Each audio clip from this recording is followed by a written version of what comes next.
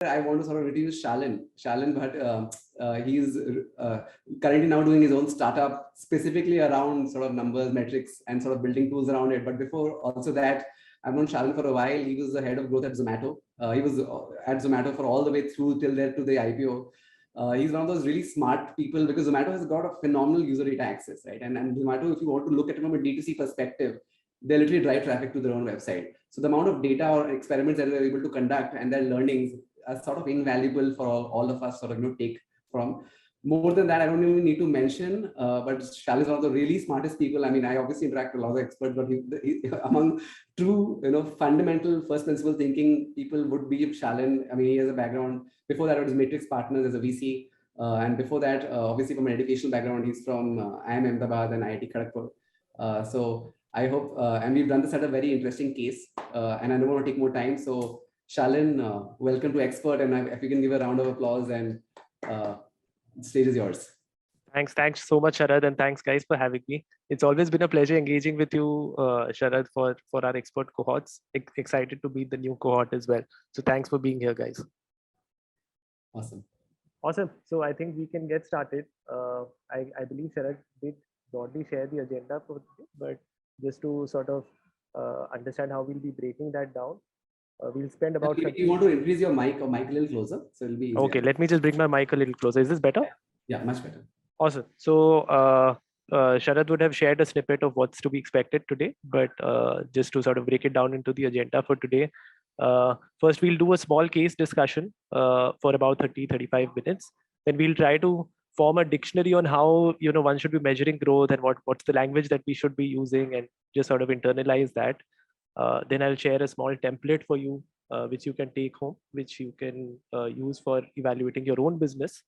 And then if there are any additional Q&A, then we'll power through that towards the end of the session. But in the meanwhile, I'd love for the session to be interactive. So if there are any questions, please feel free to stop me or put them in the chat. In case I miss catching them on chat, Sharad, if you could be kind enough to just point them out, that would be super helpful as well.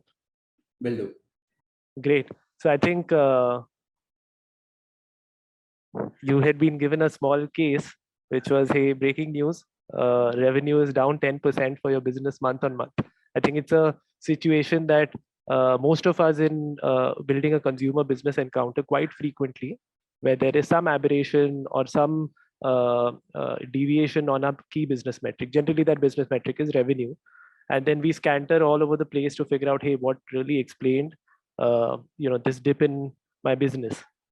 So the idea was for all of us to, and I think even before we started the discussion, a couple of folks mentioned some reasons, but it'll be super helpful if all of us can collectively brainstorm and come up with like sort of a master list of issues that we typically encounter, especially in B2C businesses, that could lead to a 10% drop in revenue. So the way we'll do it is we'll try to list down as many reasons as possible. And generally, I've seen earlier cohorts cover like 40-50 reasons in about 25-30 minutes. So that will be my expectation here as well. So with that, would love for any of you to pitch in so that we can get started. I'd like to go ahead with the simplest reason that there is no product innovation, or there are no new products. The same old products are being sold all the time. Okay, so no product innovation is one. Environmental factors. Could you help specify that a little bit? Like the war. Okay, so macro factors, in this case, war, inflation, something like that. Seasonality. Shalin, while we can see your screen, it's a little pixelated. No, this is pretty cool, but if you want us to read, it might be easier to sort of share the screen though. Okay, just give me 1 second. Yeah. Give me 1 second. I have a question here. Yeah. Is this reduction in sales only on the website or in total, including marketplaces? We have focused more on the website for this discussion. Okay, so then one of the reasons could be that the customer is getting better deals in other marketplaces. Yeah. Just give me 1 second. I'm trying to figure out why this is a bit pixelated. Just give me a second. Yeah. Sorry for that. I'm unable to share my screen, Sharad. I'll join back in. Let me just join back.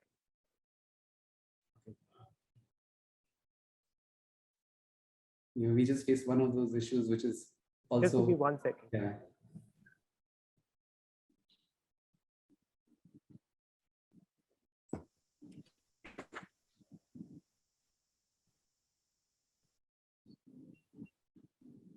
While Shalin is coming, yes, please put it on the chat. What are those reasons? And then we'll sort of cover one by one. Yeah.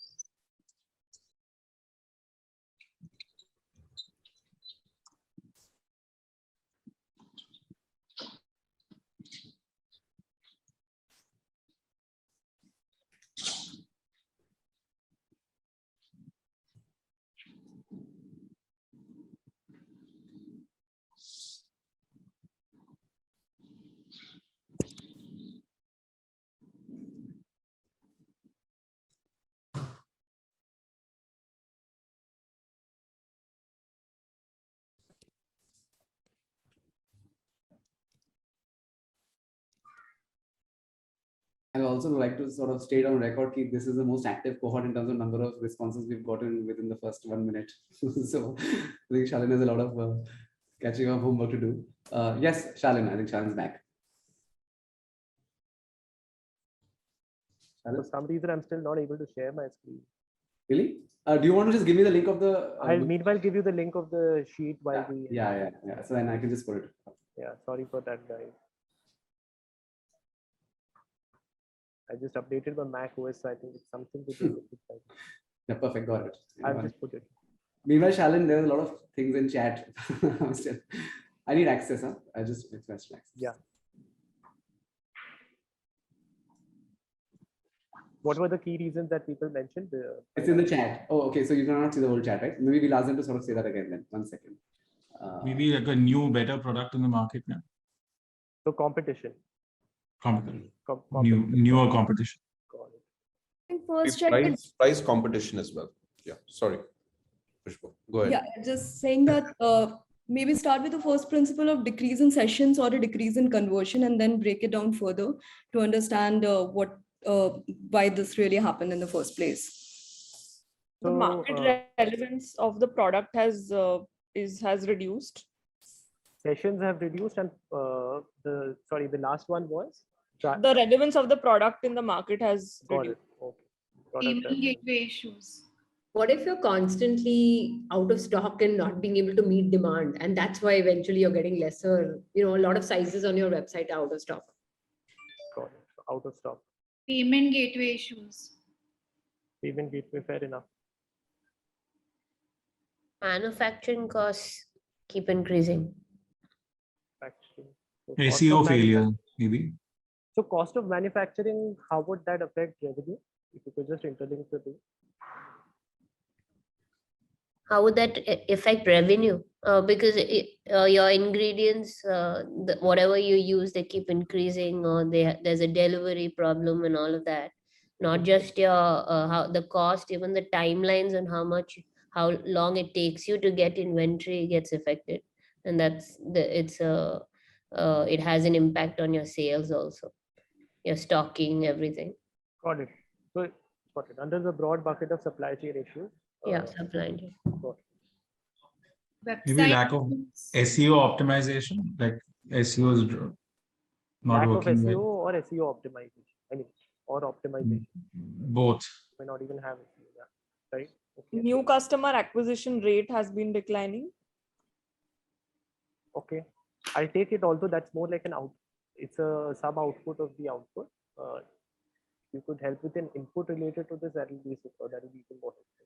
Falling out from the first page from on Google, Facebook, everything. I mean, on Amazon, Flipkart.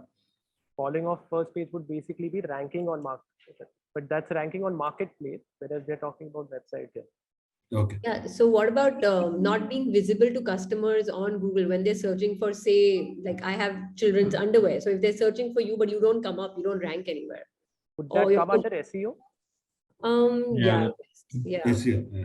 Page speed and other website related issues.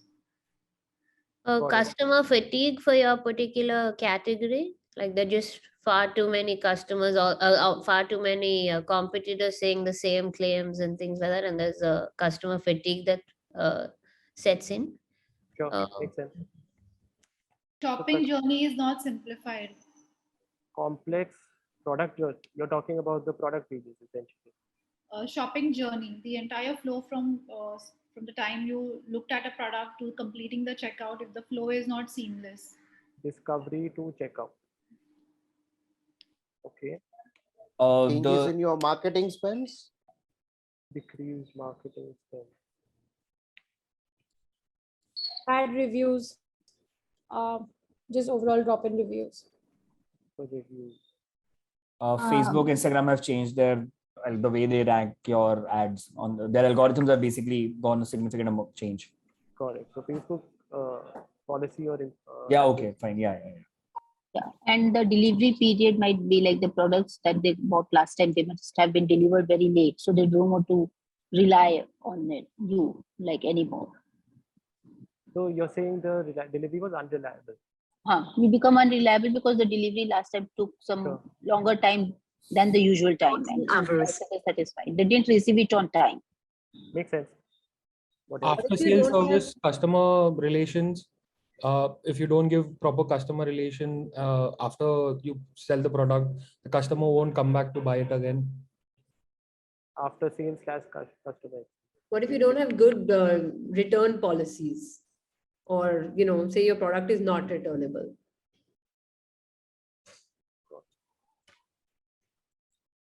Like, you can unmute yourself and share. No.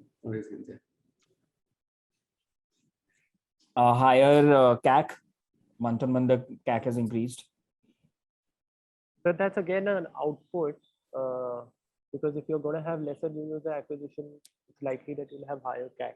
Yeah. If you could link it to an input factor related to your business, that will again help. Maybe wrong targeting, which is getting customers not interested in your product onto your website and the products.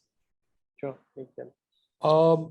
Not enough UI UX, like the website design. The homepage is not engaging enough, so a lot of bounce rate even after customers coming in. Homepage bounce rate. Okay. Not optimized for mobile devices. If large population is coming from mobile to your. So I heard two issues. One was a discount related point that someone was making. Yeah, high discount by competitive marketplaces. During festive season, they give very high discounts. So competition has higher discount. Is that the point? Not competition, the marketplaces have high, like during Pink Friday, Nykaa has a huge discount. Got it. In a way, you're saying it could also be cannibalization of the website sales, because on the marketplace there was some discount. Yes. Yeah. Shalin, sorry to remind all this, the mic becomes a little lower. Okay. Reduced content or social media activity, influencer activity.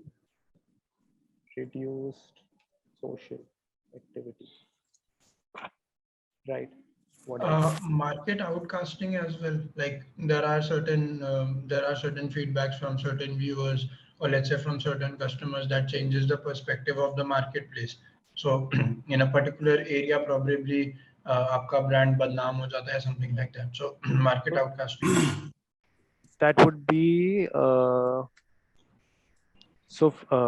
brand marketing failure, something like that. Is that what you're referring to? Yeah, exactly. So the PR thing is haywire. I'll put that as a separate one, because PR is a different subset within a larger marketing bucket. So I'll put bad PR as a separate one. Understood. Target market saturation. PG saturation. If we are talking about the revenue, then maybe ASP drop, average selling price drop in ASP, because of maybe mix change, portfolio change. So product portfolio change basically, and leading to an ASP. If we are talking about revenue, unit wise, That's not right. revenue wise. Yeah, but we should take your point, because we're talking about revenue. That's good. Cool. Customer education. Customer doesn't understand what your product is. And why would that change month on month? I mean, yeah, that could be one reason why the customer is not coming onto your platform itself, but then completely depends on how many customers you're targeting month on month. So again, if you're targeting fewer people, we covered the point of fewer ads. So I'm just trying to fit this in somewhere, but still trying to figure out what should be the exact point we should write. Okay, let's keep going. Average order value declining. Yeah, that's this one. Average sales value or average order. The product has Changes in product category trends. If you can sharpen that a bit. Basically, like, some categories are now no more relevant, right? So Okay, probably, so that I think we covered there's something on relevance we had covered earlier. Product relevance reduced or saturation of current product, something like that. yeah. Poor technology on the website. I know you've outdated. Maybe the UPI is not there or something. So again, a couple of issues. One you're saying is tech issues, but that's a very broad one. So if you could sharpen that, and then I think we had covered payment gateways. UPI is another type of payment instrument. High SLAs or serviceability issues? On the tech stack. Serviceability issues on the fulfillment side. Maybe some pin codes have gone unserviceable, or the SLAs, the promise times are very high. Delivery That will times also are lead to drop in high. conversion. So although you are delivering on time, but the time schedule itself is like 1 week away, 10 days away, and that. Maybe because of some embargo or something, there is like some pin codes are unserviceable in your current scheme of things. So fulfillment, basically fulfillment issues. Got it. Pricing is too high, maybe, for the same product. And we're saying month on month. So if you've launched a new category of products and the price is not suiting the customers' needs. A possible change in brand positioning or communication positioning, which is affecting the revenues. If communication positioning didn't work. Maybe with just one addition to the last point one lady mentioned, maybe change in discounts, reduction in discounts. So pricing change. I'd like to add to that as well. Hello? I'm not able to focus. There is Discount no, strategy change. Okay. the product category doesn't allow you to have repeat purchases or a different kind of a category which allows you to keep getting customers back to the website. So you're saying that inherently my category doesn't have high repeat usage. Yes. And so what do you think would have been the issue once on that? So to leverage having an opportunity to cross-sell with other accessories that are along with it. So Okay, got it. Maybe increase. I would put that as poor cross-sell. Let me put it that way. So you sold one product, but you don't have something to cross-sell and bring the user back. I'd like to add to this discount strategy. This usually happens is that some people have their salary days by the end of the month and some have beginning of the month. So they delay their purchase depending on what kind of discounts you give month on month. They understand your pattern and then they delay their purchase accordingly. And at the end, they don't end up purchasing. Are you saying timing of the discount would be the issue? Timing of the discount, which is a pattern for your brand. For example, a particular brand gives a 30% off by the end of the month every month. The client understands that pattern and waits for the end of the month and then actually doesn't end up purchasing. Sure. Could repeat purchase also include like lack of subscription models, like or other buying models? Lack of subscription models, but again, if there is no subscription model in the base period, I'm just wondering how that leads to a correction in this month. So it could be a bumper month, a particular bumper month, like So a you're saying Jan base month, month issue, like, because of an event or a festival, and next month it would average comparison out. with IPL, something like this. Where What if you're bootstrapped and don't have the money to advertise anymore? So that would again be marketing spend reduction, I think. Yeah, I guess. Okay. Net revenue also decreasing because of increased refunds and returns. I think we covered that a bit earlier. Okay. How about hiring issues? Can you help sort of connect the dots on how that would lead to a revenue drop? Yeah, so maybe somebody that was running all of the sales or something left the company and you have to rehire, like you may be scaling too fast, not So being I'd able say to keep up. employee churn. I'd put that in the bracket of employee. Cool. Yeah? Yeah. That's a fair one. Yeah. And that's a huge one. Surge in local product copies. Let's say our product is copied in local markets, so the sales will go down anyway. I would say competitive products / copycat products. Understood.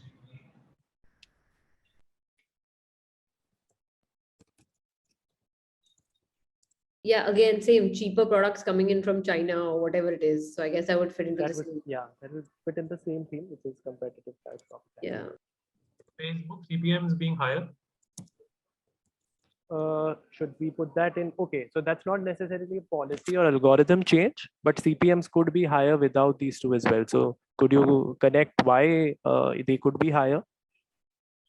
I mean, because of increased competition on the platform or Yeah, you're right. So for example, just to make it real, in the IPL months, the CPMs will be higher because there's a lot.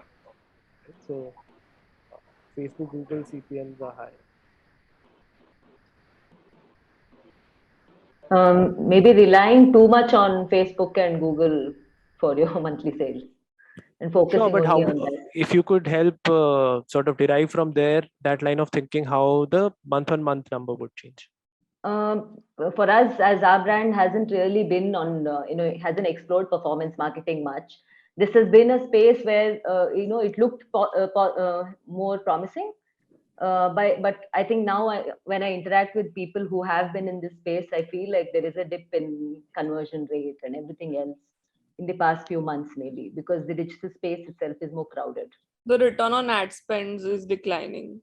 Like performance marketing space being too crowded with too many people using that as the main marketing channel. So again, wouldn't that, okay, we can say higher competition, but actually higher competition will eventually lead to higher CPM. So I would say Creative fatigue leading to lower click rates and hence sessions. Fatigue on our product or on the category or the ad? No, creative fatigue. I'm referring to the Facebook promotions we're running, the creatives we are using. Repeated use of same creatives might result into fatigue with the CTRs would reduce and overall sessions would reduce. Hence, sales might decline. Okay. Okay. What should we crisply put that in as? That will come as a subset of visit sessions only. Right. Exactly. I think New channels, new market. ads. I think that's. What about Sorry, someone was saying new channels. I wanted to catch that point one. New marketplaces like maybe Nykaa comes and explodes and you're not on it. Or, I mean, for your category, not being on the new relevant channels. Okay, got it. So but again, that's a marketplace issue, not necessarily a website. It could have some spillover. One thing could be that we need to keep investing in the newer technology that keeps coming in, so we keep reinvesting the revenue a certain amount in upgrading the tech that we use in our website and social media platforms for various purposes to bring the customer to our Can you website. make it a bit more? Can you make it a bit more real? Because Like suppose a new tech has come up which we can integrate into our website that will help us generate bring more traffic to our websites. So what sort of tech are you referring to? I mean, that would be super Tech I myself do not know because I don't have an e-commerce website for myself. Like there are in the earlier session Parasa spoke about it, that we should have a built-in software and that sidebars, side tools and all those, so that we keep getting in more customers, and then new tech is being built every day. The technology is being upgraded all the time. So I mean, there are two parts to this. One is just how stable your tech is and how fast your tech is. Sorry, stable and fast is like sort of improvements in the tech performance, and then there's improvement in the product performance. So let me put the tech one first, which is tech performance. So latency, instability, I think those would be the couple of ones. Downtime, and then product performance, the one that I'll take away from your. I think it's a uncompetitive versus other players, basically. I think that's the issue. If there is Yeah. Sometimes the behavioral change of the top management, attitude, complacency, motivational change can also affect the way the business is running. So intrinsic org issues, example, strategic misdirection. Okay. I see channels in terms of where users are, like a TikTok comes up or a Snapchat becomes relevant. So maybe you're not present on the newer channels. Fair. That's fair. And then also too much reliance on, say, a TikTok, and then it gets banned from your country, right? So elimination of key channels. Did we mention? Did we mention change in taxation policies as well? Yeah, like GST going up. We did. So GST, would that be a macro issue? I think it would count under macro factors. So war, inflation, tax. Sure. Yeah. So if like review process are delayed, that may be considered as a strategic. Change in the mode of payments offered. For example, if you remove cash on delivery, that could affect sales. That's a good one. Yeah. So change in payment method mix, basically. Example, COD removed. And just on this, we can probably derive one more point related to this. Lack of cash in hand at the time of delivering orders by people, like people don't have cash and people order products, that leads to returns. So sorry, could you repeat that one? I mean, during demonetization, like people who, there are a lot of customers who order on cash because they have that liquidity, and then if due to whatever policy etc. changes, that doesn't happen. So sure. So I guess I would put, again, because it's like a once in a while event, I'll put that as a macro. Your 34th and 35th point is the same one. Sorry. Yeah. And the I also wanted to say another reason could be that you're scaling too fast and you're burning up too much cash that way. If that were the case, I would at least expect that your revenue number would be positive, even if your burn and net income number is low. So you may not see it for a while. You may be burning it up too fast to see it. A lot of the startups that get funded, and if they don't have a great team, it has been seen that they scale far too fast and they burn up far too much cash to see the revenue come in equivalently. So, absolutely agree on principle. I'm just trying to connect that to a 10% revenue decline. So are you saying that, okay, I burned the money today, that has a 2-month, 3-month sort of cycle of getting returns from it? Is that the point you're trying to make? Yeah, it will take some time before you will see. One could argue then that that would also show up in the base, right? Because the previous month would also have that sort of a challenge. The previous one, as in? I mean, if your sort of conversion cycle is long, that is going to be true for the previous month as well. So here we are talking about a month-on-month correction. So I'm still trying to figure out how that leads to a month-on-month correction. Okay. Operational errors creeping in due to scale. So give me an example of an ops error. So for example, the team is not able to handle the number of deliveries or the orders that are coming in, and errors start creeping in, which is why the brand loses its dependability and people stop ordering because they have poor issues in delivery or product quality or packaging. Product quality is a new one. So I'll take that. Delivery, delayed delivery or poor delivery experience, we covered that. So you're saying product quality issue, a bit connected to the returns and refund issue that we had highlighted, but this is one step back. So we should include this as well. The brand has stopped selling in a particular location. The brand has stopped selling in a particular location. So basically fewer markets now. Fewer markets. Yeah, fewer markets. Fair. Suppose we are selling doing the cross selling, and our partnership with that channel is no more. So then that will affect it. Disruption. So here you're talking about a distribution partnership, or you're talking about like a product partnership? Product partnership. If you could give me an example of that. What we learned in the last, I don't have a website, but we were talking in the last session that we should do a lot of cross selling, and we generate traffic from different channels. Like for example, Wakefit gave an example that they drive traffic through Myntra also, and if their collaboration stops or due to stalls, then that will affect. I'll put that as a distribution disruption. It's just Myntra is also means of distribution, right? What else? Then master SKUs, if not available, that also. Sorry, I missed that. For example, in our case, So strawberries, we are into the D2C of fruits and vegetables. So strawberry is a key SKU, which is not available in many of the players.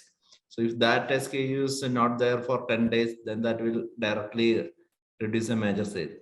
Got it. Critical SKUs missing. Maybe let's take in the last couple of ones. Diversifying offline, which has affected online. Offline cannibalizing online. Offline progress cannibalizing. Maybe warehousing issues, does that come under out of stock issues only? Yes, I guess out of stock is an outcome of warehousing issues, but we can list down a couple of warehousing issues just to go one step further back. Do you have any specific warehousing issues that you thought about? It could be like probably caught on fire or something, and you don't have any products remaining. So on-ground warehouse ops disruption, eventually leading to like a out-of-stock situation. Yeah. What if, I don't know if we've covered this, but what if we stop making a best-selling category, which was a bestseller and which was giving us a lot of sale, but we had to stop making it for some reason? That's already mentioned.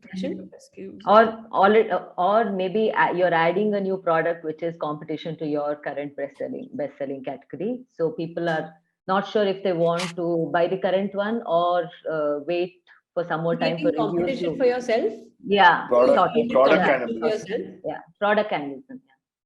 Product cannibalization. Yeah. Yeah. So you One create product yeah. Within your customer base. Sure. I mean, just related to that, it could someone mentioned that. Yeah, for example, we sell kids underwear and we can sell kids boxers, and now we've come up with a product called boxer briefs. Now they're kind of similar. There's very So little. that might cannibalize Yes. So I mean, just to extend that point a bit further, someone had mentioned earlier that you launched a product which was a higher priced product. The other is also true, where you brought in a product which was lower priced plus cannibalized your existing one, so that led to a drop in average order value, which led to a drop in revenue. Okay, I think we've covered good ground. We've covered about 50 reasons. At least most of them are unique, so at least 35, 40 unique reasons. So the idea of doing this was firstly just to be aware of so many things that could be breaking when we're evaluating output, which is revenue. I know as founders, we typically first think about, say, ads का spends कम कर दी होगी या marketing में कुछ break हो गया होगा. But if you think about it, like any part of your business, whether it's marketing or even customer support or logistics, warehouse, product, tech, I guess we need to keep a pulse on all of these and sort of have a way to quickly identify which of these different buckets might actually be leading to the problem that we're trying to solve, which is revenue growth, right? So that sort of gives us a good segue into first coming out with a framework, sort of skeletal structure on debugging this problem. Which is revenue growth. So in the next section, what we'll try to do is come up with like a framework or a skeletal structure, which helps us zero in on exactly where is the issue. Like, is the issue actually in, average order value? Is the issue in my Facebook ads, or is the issue in the CPMs due to macro factors? And we need to keep a pulse on this all the time. Right? So if there was a framework that helped us navigate through this a bit faster, I guess it would be helpful. So with that, I'll segue into the next section. Shad, please tell me you can see this clearly. Yeah, I can see this clearly. Great. If you don't, then let me know, because I had prepared a couple of slides. I hope we are able to run through them. We are good. Other people, just mute yourselves if you don't mind. So yes, Shalin. Great. So I mean, the first thing that we can think about as we evaluate revenue, as someone had rightly pointed out, was, is it even a volume issue in the first place, or it's just that my average order value is down? And your average order value could again be down because of product mix or reduced prices, discounts, etc. But just having that very basic clarity is super helpful, because invariably when talks about revenue degrowth, one assumes that it's related to volume degrowth. However, that may not necessarily be the case.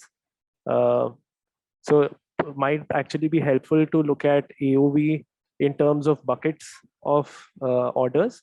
Typically, we would do this, for example, quite often at Zomato, where we would track very frequently, often on a daily basis or on days where we would see revenue slippage.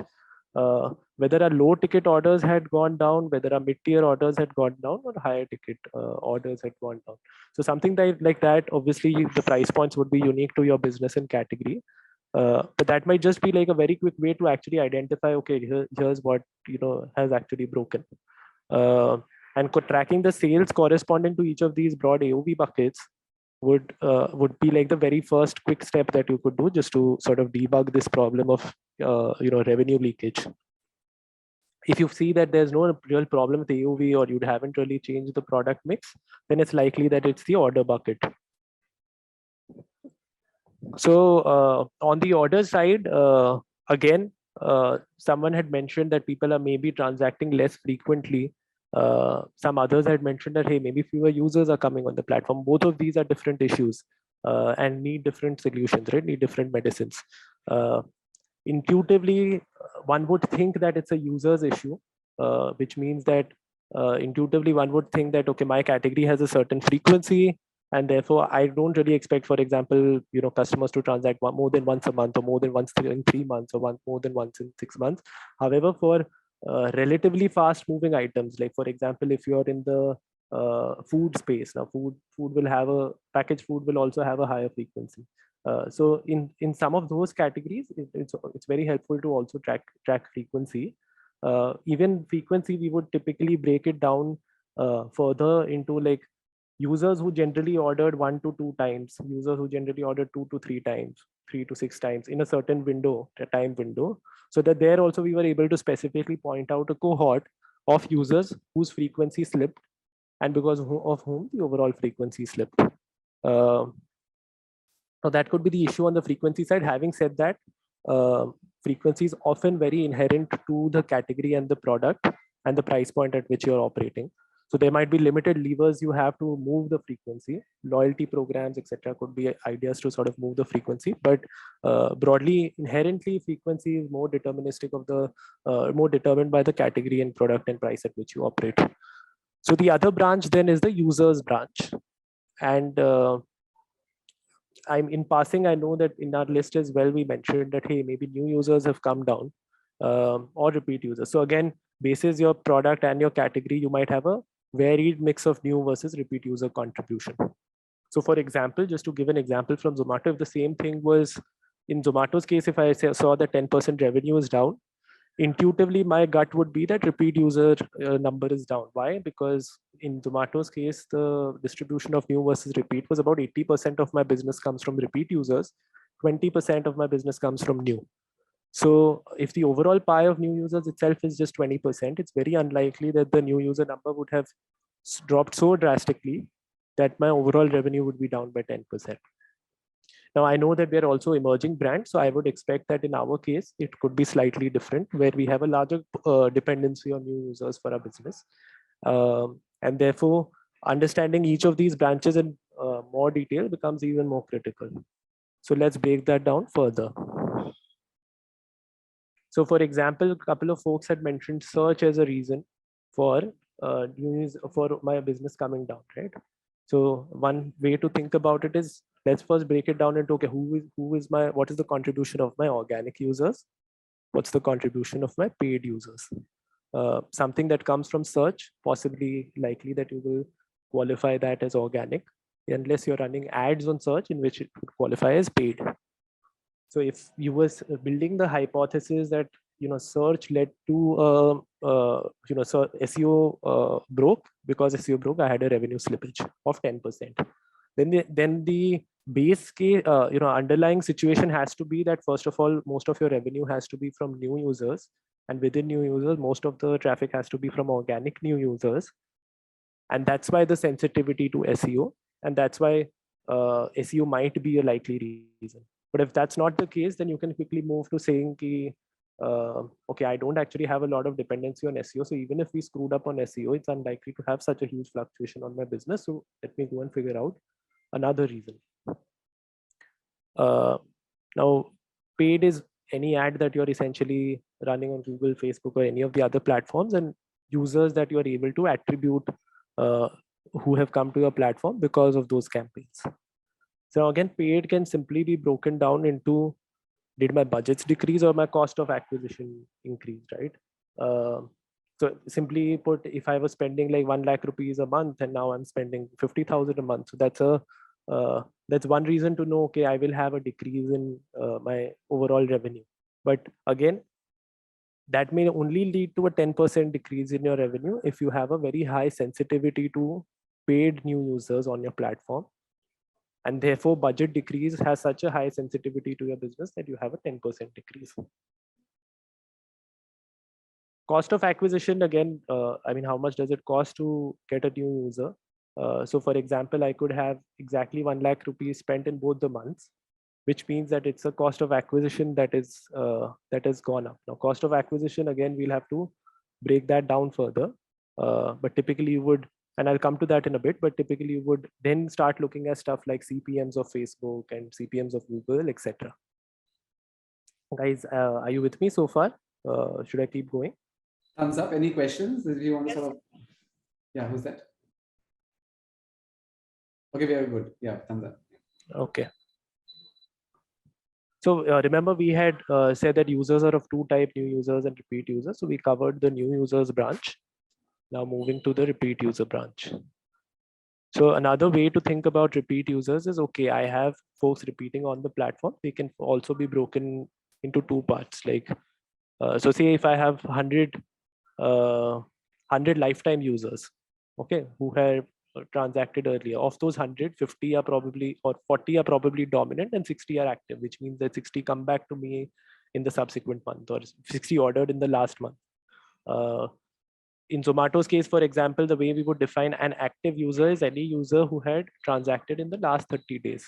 Now that's obviously because Zomato is a high frequency product, but say in lower frequency products, you might want to define an active user as, okay, any user who has transacted in the last 3 months, or any user who has transacted in the last 6 months. And everyone else who has transacted before that is a dormant user. Now, active user again can be basically broken down into lifetime base and retention. And I'll guys, feel free to stop me if I need to explain anything, but and it'll get a little more clear as we work through the Google sheet also to some of these terms, but I'd rather clear the doubts now itself. So active user again is basically your total lifetime base, in which in our example it was 100 lifetime base into retention, which was 40%. And so on average, I have like active 40 users. Now this retention number is something again that I have seen to be, yeah, so someone's asked what is the meaning of lifetime base. So say if we were sitting in the month of June, because June's just about to start. So all the users that your business acquired up till end of May, that would be the lifetime base essentially. If I was evaluating for the month of my business performance for the month of May, then my lifetime base would be users who have transacted up to the end of April. End of April. Yeah, just the previous month, right? All the users I have acquired who have transacted with me ever up to the previous month. Okay, so the retention? So let's say, example, I have 100 lifetime users and I see like 10% retention of them every month. We'll not be able to see your screen, Shalin. We'll only be able to I'm just putting it on chat. Oh, perfect. So that means that I should in general expect at least, I should expect 10 orders from repeating. Is that fine? Now, why I'm bringing this point up is simply because retention in general is a number that is fairly stable for a product and category. Like in Zomato's case, I hardly saw monthly retentions change across 3-4 years. They were basically, if we got 100 new users in, 20 of them would stick around for in the next month.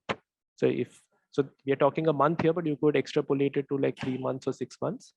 If I say bought a tube light online, I will probably not retain on that tube light D2C company for like a 12-month period or a 6-month period, something like that. So retention again is very intrinsic to the product and category. And the reason for bringing that up here is simply because that knowing your retention will give you a sense of, hey, here's my base case of revenue. Here's the actual amount of orders I can expect without really doing anything. Great. Shalin, can I ask you one question? So it's like we are actually in the D2C foods and vegetables. So here, The customer curve is stabilizing at around 20% after 6 to 8 months. Then it's stabilizing at 20% of the thing. And we are actually, when calculating, it's our month-on-month customer retention is around 67%. So I think you're talking about the decay that you see in retention. So in simple terms, if I got 100 customers in January, in February, I basically retained 67 of them who transacted in February. But by the time it was June or July, about 20 of them retained and the remaining churned. Is that fair? Yeah, that 20 will be that will be flattened over there. Yeah. Correct. So exactly what you see. Getting some echo. Yeah, so exactly what you see in most consumer businesses, where you would see a degradation in the month-on-month retention. So say if you got 100 customers today, maybe you'll get 70 of them back in the next 30 months. In the next 6 months, you'll probably get 20 of them back. And then probably that 20 number is what stays stable. Now, because we are young businesses, of course, we still need to we will still need to figure out really what is the stable retention of our business. But at least tracking the monthly retention is also helpful. Like, okay, previous month I got 100 new customers, so I should at least expect one order or 5 orders out of that base. And 2 months back I had got another 100. So from there I should expect another 2 orders. So building that retention view just helps you understand the base case a little better of, without adding any new customers to the platform, what's basically the base case revenue that I should be expecting. Shalin, I have a quick question here. You've distributed the repeat user into dormant and active. This is very unique to each business and each category, right? The definition of dormant and active, right? Absolutely. So, I mean, whatever it doesn't classify as repeat is dormant. So in Zomato's case, we would describe any user who hasn't transacted in the last 30 days as dormant. They've forgotten about a platform. They would probably have ordered food, but not from us. They would have ordered from competition. Got it. And having a viewpoint on dormant was also helpful, because dormant users also resurrect, right? They also come back. So if out of 100 users, on average 40 repeated and say 60 were dormant, maybe from 60, after a couple of months, I would at least see 5 of them transact. And from repeat customers out of 40, maybe I would see 30 of them transact. So I would see a higher return rate for the repeat customers, but I would also see some orders trickling in from dormant customers. Got it. So having that sort of a differentiation, now how is it useful in practical terms? Whenever you're backward looking or evaluating a business, it may help you to then see the performance of older cohorts. Correct. Got it. So purely from that point of view. So one more doubt, Shalin. In the repeat users, you are only classifying dormant and active, not like the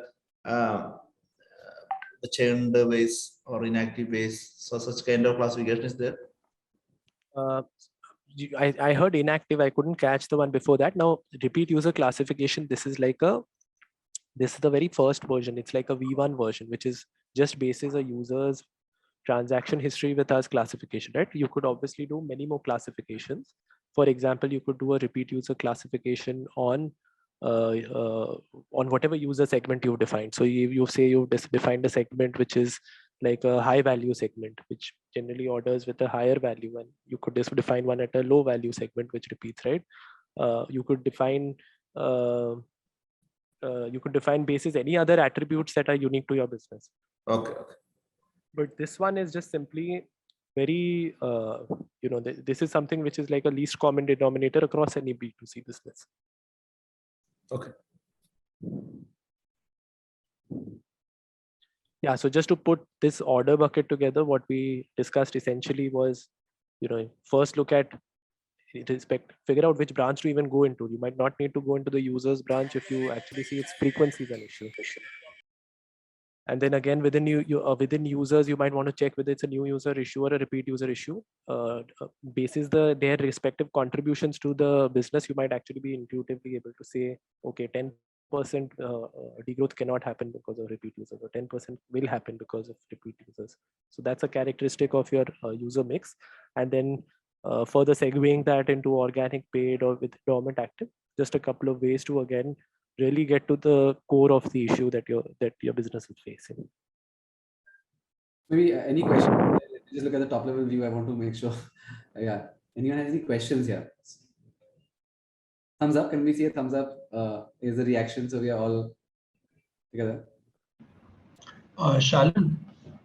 Yeah. So I'm one of the representatives from HopUp. We are a D2C brand, operating in electronics. We are completely D2C. One concern about repeat users is we do get a lot of repeat orders. Let's say 5 orders in a month, which are from repeat customers. What I wanted to understand here is, since ours is a more technologically disrupting category, let's say there's a different product or a different technology coming in, there is a lot of user movement. What I was trying to understand here is, Shalin, we coming from a bootstrapped startup, there is a lot of brand loyalty that is involved when we talk about repeat users. So is it so if a company is famous, if a company has good PR and is all around the country, or let's say has a good let's say name to it in the country, it has a good reputation, it is pretty easy to bring brand loyalty. But talking about coming from a niche segment, coming from electronics and as a startup, is it any way possible, is there a strategy where we can bring in brand loyalty without, let's say, doing a lot of PR or spending a lot on advertising, or let's say reputation for that matter? I mean, that's a great question. And I mean, the short answer of it is absolutely yes, right? Because every touch point that you have with the customer, even if there are few customers, even if you have 5 customers or 10 customers, that customer finally will come to your website. So they will have a look and feel of your website. So they will touch your brand there. They will physically be touching your brand when you ship out a product. So all of those become the core ingredients of, how you can build loyalty. If you have a great customer support, if you have, multiple payment options, if you have smooth returns, if you have if a user faces returns issues, right? So I mean, the list of issues that we mentioned, if we are able to build like a best in class process around them, then at least even if we have what we do face with repeat customers is that our product is listed at marketplaces as well. So a person may be loyal to my product. He might like the hop-up product. He'd be like, "Iska next version मैं ही खरीदूंगा." But 90% of the repeat customers are going to the marketplace because it is they are assured because it's Flipkart, or let's say it's Amazon, rather than it is hop-up. So they would not, they would come to my website, they would look at the price, and then they'll go to Amazon and Flipkart to buy the same thing, probably at a more cost, but because they are assured कि हाँ ये product घर पे आ जाएगा. So that is an individual experience. I cannot tell my customer to go and tell my other customers, or let's say potential customers, कि product आ जाता है. So that is one. So I think what you're saying is, okay, how do I differentiate my own product was on the website versus how it is being sold on the marketplace? In the marketplace, right? Yeah, and give more our product or our website more, let's say, loyalty or importance for that. So I've become very loyal to this headphones company. I just put in this name. I think it's called Headphone Zone. .in. This .inia.com. I'll take an example from there. Like I used to buy this earphone also that I bought now from Headphone Zone, and I bought multiple audio products from there. Now the reason that I sort of was able to, and you're also in the electronics category, right? You should probably look at how detailed their product breakdowns are, how carefully they have. I mean, though that kind of information richness, you will not find on you will not find an avenue to display that on Amazon and Flipkart. Links to YouTube videos reviewing the product, testimonials, detailed product breakdown, like then their own they're a very small team, but their own experts sort of unboxing, reviewing it, etc. So especially in a high, I would say a high purchase item, all of these things led me to believe that, okay, these guys are actually, even if they're really, really small, they seem genuine, and they're sort of, the information richness was much more persuasive and much more influential for me versus having seen the same product on the marketplace. So that became a factor for me. Now, of course, your point, I think you added a secondary point which was related to logistics. And logistics, most of us, I believe, would be relying on some sort of a third-party logistics player. Intuitively, I feel, at least in the urban markets, the third-party logistics has reached a space where the quality of delivery is like very predictable. So in the sense, it's a good thing for the user, because it's not that your timelines on delivery are going to be significantly higher than Flipkart or an Amazon. Yes, Amazon might for its Prime members be able to deliver it a bit faster, but I don't know if that's the main purchase criteria while especially purchasing high ticket items. So probably, and of course this question is like a very deep question, so I can only give a flavor of an answer. But if I were just to set you off and give you an example, then I would probably use this company as an example. I'll research it. Thank you so much, man. Thank you. So again, coming back to the framework, this is one way to break down your volume. Another way to break down your volume is now looking at it more with the ad lens. So some of us started directly with the ad lens, right? So now that's where this comes in, where I first break it down into, okay, am I actually getting enough traffic on my ads? Even let's take a step back even before that. The other way to look at traffic and conversion is first on my own website. So if 100 people are coming on my website, 20 of them are 5 of them are finally purchasing. So I have a conversion percentage of 5%. Now conversion percentage, of course, is significantly influenced by many things. And so for example, how fast your homepage loads up, what's the first few items that you have shown on the homepage, and are they relevant to prevent bounce off? I mean, are products easily even visible, and is it even easy for the user to understand really what you're offering? The marketing language that you're using on the homepage, and then each part of the product conversion, typically we would break that into subsequent steps. Someone called it user journey, but yeah, I mean, we can say that, okay, going from the home page to the menu page, from the menu page or the listings page, from the listings page to the product page, from the product to the cart page, from the cart page to payment to payment to checkout. And after checkout also you might have some customer support. So these are the different legs of conversion, or these are the different steps of conversion of a user, and you will have to break down at a very basic level whether it's a conversion issue or a traffic issue. Conversions tend to be more stable, traffic tends to be more volatile, but conversion is very, very helpful because a small change in conversion can lead to a significant change in business without actually spending on it. Like for example, someone was mentioning, okay, in my product I have given a filter option and I'm not given a filter option. With filters, probably the conversion is slightly more. So those are the kind of specifics that you would then think about.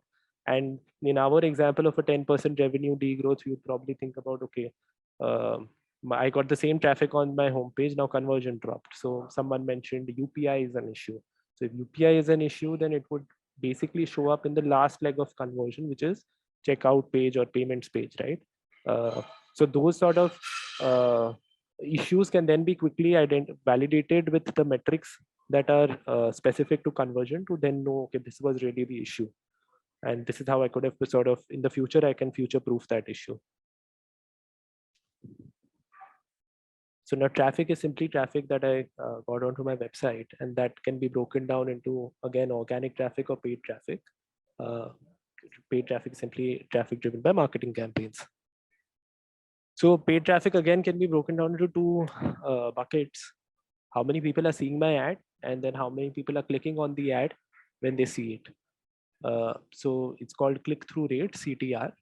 Typically these CTRs are basis where you place the ad, they vary, but just to give you an example, say if it were an Instagram post, typically you would see a CTR ranging from say 0.5 to 1.5%. Now, again, these CTRs also, they will be a function of the ad copy, and therefore with a very good ad copy, you might see a slightly higher CTR, but it's unlikely that your CTR will change from a 1% average to a 10% average. So it's good to be aware about like what's your baseline CTR, like what's good, bad, and ugly on the CTR side. Typically, it will be range bound basis the type of channel that you're posting your ads on, or the kind of inventory that you have purchased. Like for example, if you've purchased Google Display Network, which is like a banner ad that you would see on a website, now that's going to be something at the end of an article or the side of an article that will see like very low CTRs of 0.1, 0.2%, etc. Eyeballs is just the impressions you get, how many people are viewing your ad, right? Now that again can be broken down into, I hope it's visible, but yeah, basically you can break it down into budget, and you can break it down into CPMs or cost per impressions. And then you might want to investigate it for every single channel that you have. So if it's a cost per impression issue, then on exactly which channel is there a cost per impression issue? And if say Facebook CPM was the issue, then Facebook CPM will eventually affect my eyeballs number. So could I have had a better copy which had led to a say slight increase in CTR, which offset the budget, which offset the fewer eyeballs. So those are the things. I mean, those are the ways to sort of break down where your again where your growth number is taking a hit. So now, if you're having a hard time visualizing this, I've tried to put it together into one common chart. 1 second, let me just open that chart. Are you able to see this? Yeah, we are able to see it. So I'll share the link to this file as well, but whatever we discussed, all the bits and pieces eventually come together into this one common snapshot view of your business that you should be building for and having literally by your bedside at most times. So that whenever there is a slippage in revenue, you can zero down on specific branches, and you can ask any specific team members related to them to just double click and help you understand these a little better. Does that make sense? Helpful? Can we get like a reaction on thumbs up? The reaction, not the video. Okay, perfect. Or any questions that I can take just on this specific one? Any questions? You can raise your hand also, unmute yourself and ask. Hey Shalin, this is Aditya. So we spoke about retention on a monthly basis. Can you also elaborate on how you look at cohort analysis and how you compare that to a typical monthly retention, and which one is the right lens to look at in a given situation? Yeah, so great. So I would say that cohort is the next level of analysis if you have a retention problem. So like, for example, if your retention is dropping, then you might want to go into cohorts and look at how did Jan cohort perform versus Feb cohort versus March, etc. And then how did they age with time, right? Because cohort analysis effectively helps you understand the aging of a certain user bucket. But is that even an issue? Will come through like a single retention number. Okay, so it's good to look at the monthly retention numbers and then there is an issue, and then get into the cohort retentions. Yeah, exactly. Because that may not necessarily be an issue in the first place. If it is, then cohort is the natural extension. Great. Rohan, yeah, unmute and then Samit. Yeah, Shalin, thanks for this. Just want to ask you, like, is there like a set, like how you mentioned, like a CTR value of around 0.5 to 1.5% is like a standard? In terms of retention, is it sector-wise significantly standardized, or is it very different for each business? I think it's more to do with category than product would be the first level answer. So like, I'll give you an example of something different, but in the consumer space, like gaming, right? Now there are different types of games you have. You might have like hyper casual games, puzzle games, casino games, etc. And I've looked at data of like 150 different types of genres of games, and within the genre I've looked at I've looked at basically individual games. I found that the genre specific retentions are significantly different. Like a casino game will have a different retention versus a casual game, but within the bucket of a casual game or casino game, there is some difference, not a lot. Of course, with a better product, with fewer ads, etc., one game will probably have a little bit more retention. But think about it, right? If I have to purchase something, especially which is functional, then it's likely that the retention is going to be very, standardized. Like if I have to purchase a toothpaste, it's very likely that my retention for toothpaste is going to be similar to category. So the differentiation for me is to go and get more new users, because it's going to be very difficult for me to convince someone to buy more toothpaste in a certain time period. But if it's something like apparel, where there is a good enough opportunity to cross-sell, if you bought a t-shirt from me, buy a trouser from me as well. And how well are you able to do that? Then there would be some sort of a retention delta that you might be able to generate versus category. So also depends on whether it's a functional or a discretionary sort of purchase as well. Thanks. Thanks. Yeah. Hi, Shalin. So, firstly, thank you. You've explained this pretty well, and it's very interesting. I'm ex-Zomato myself. Used to be there in the days when there was just a farmhouse. Oh, fantastic. I worked with Dipinder in Bain, and Oh, he dragged me amazing. out of Bain to Zomato. What are you up to these days? Just like quick I'm one. here, I'm listening to you. Okay, we'll catch up later. Great. No, thanks. You had a question. Yeah, so the thing is, so I see Zomato with, a lot of team strength and stuff. So I have two questions. One is the lens out here of this matrix. When I look at it, it is very centric to an app or the website from where the revenue is being generated, right? And for a lot of us, the revenue can reside not just on our website. It can come in through, from offline channels, can come in through hotels, marketplaces, wherever it is.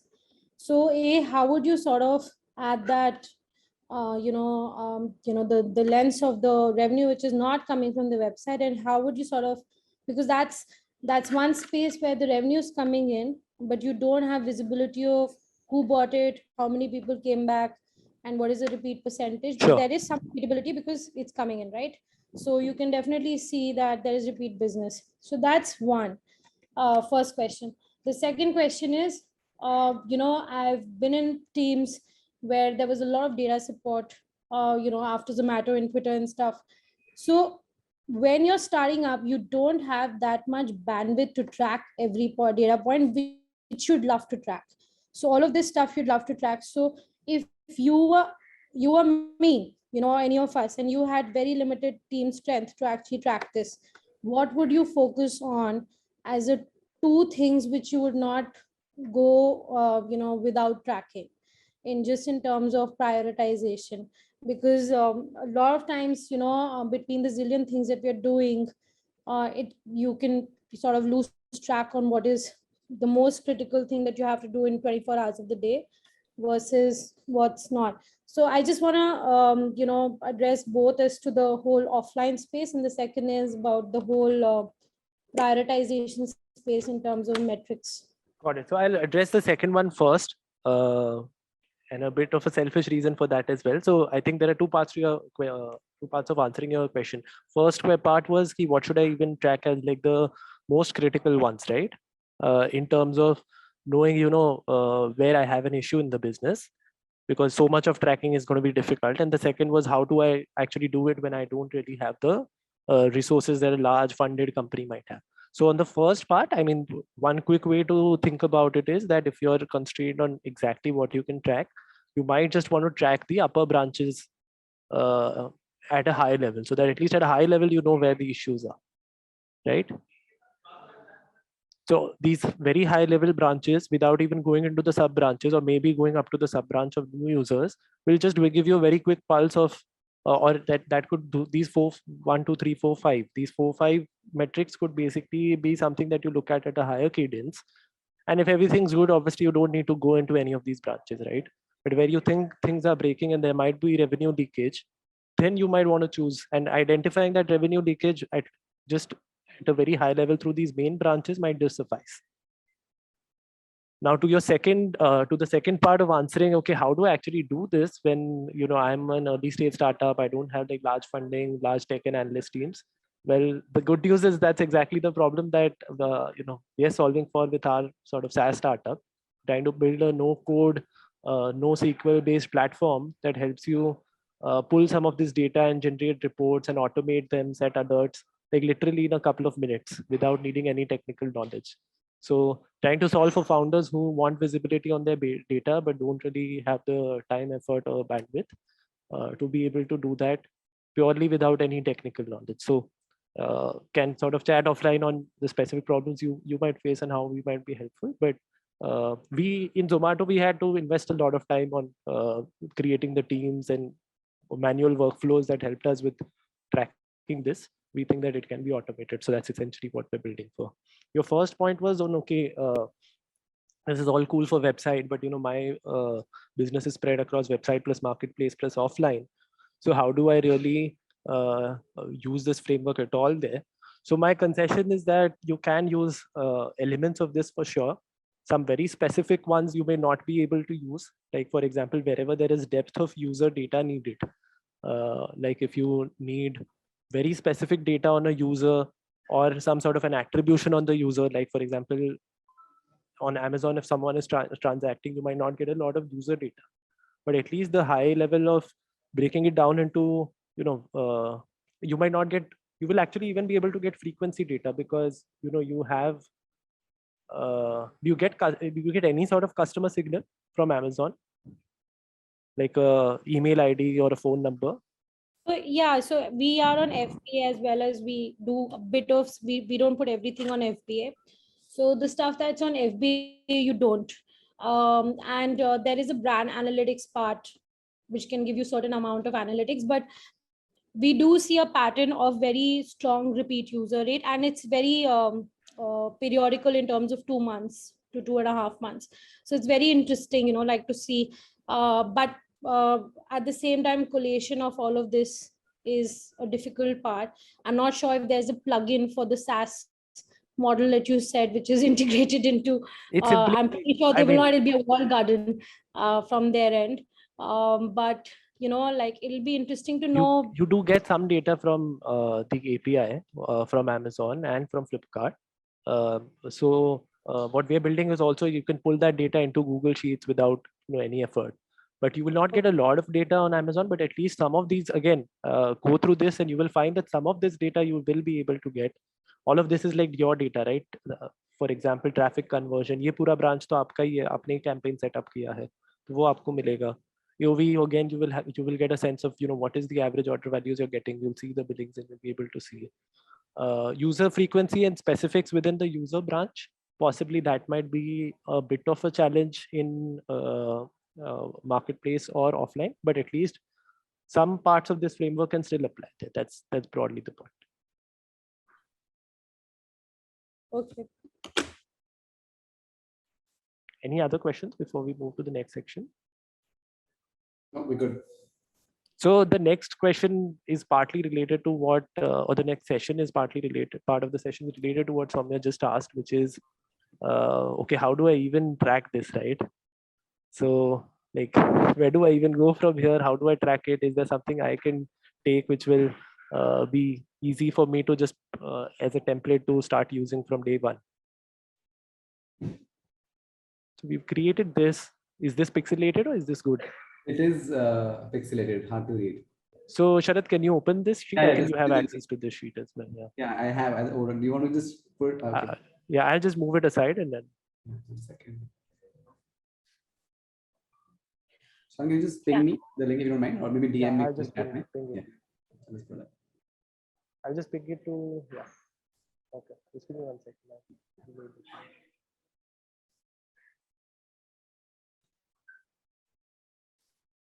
In the meanwhile, if there are any questions, I'm happy to answer those while we just wait for them.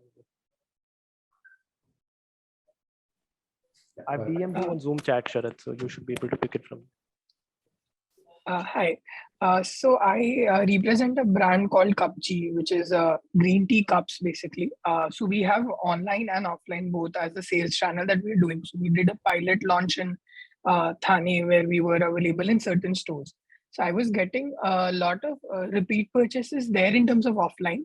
But when it came to online, I got a lot of impromptu purchases, like one-time purchases were a lot. But when it came to repeat purchases, there were not many of them happening. So,